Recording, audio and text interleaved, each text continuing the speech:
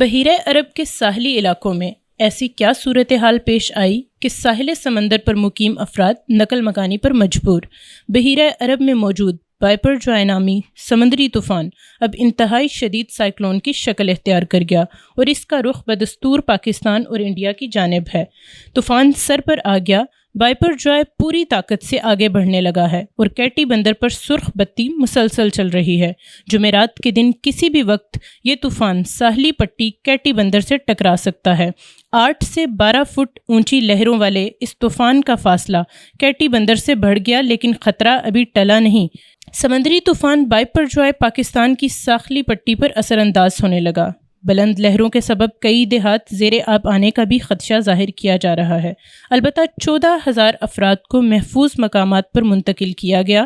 مجموعی طور پر 45,000 افراد کو منتقل کرنا ہے۔ سمندری طوفان کیٹی بندر سے صرف اور صرف 40 کلومیٹر دور ہے۔ ماہی گیروں کی املاک کو بھی نقصان کا اندیشہ ہے۔ طوفان کیٹی بندر گجرات کی جانب بڑھنے سے موسم بدل گیا۔ گرد آلود ہوائیں اور مختلف علاقوں میں بارشوں کا سلسلہ جاری۔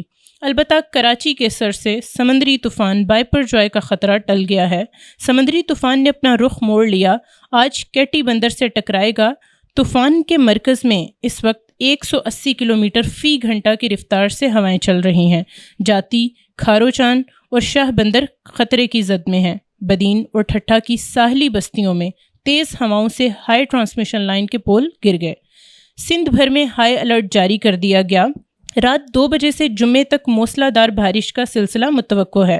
سندھ بھر میں ہائی الرٹ جاری کر دیا گیا اور ماہی گیروں کو سمندر کا رخ نہ کرنے کی تاکید کی گئی ہے۔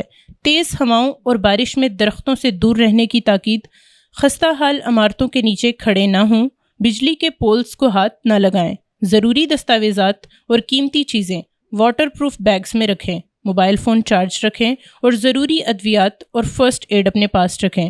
پینے کے صاف پانی اور خوراک کا بندوبست کریں۔